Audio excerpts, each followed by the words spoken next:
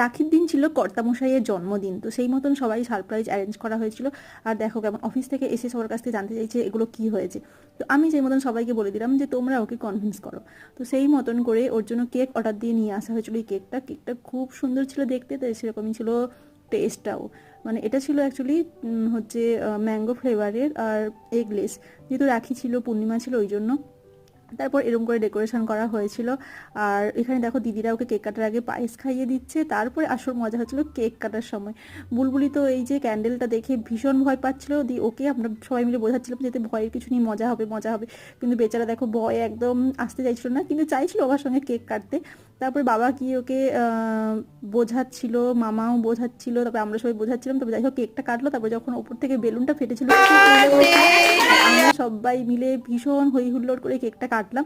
তারপরে কেকটা তো খেয়ে একদম মানে ইয়ামি ইয়ামি হয়ে গেছে। আমাদের রাখিটা এরম ভাবেই কেটেছিল।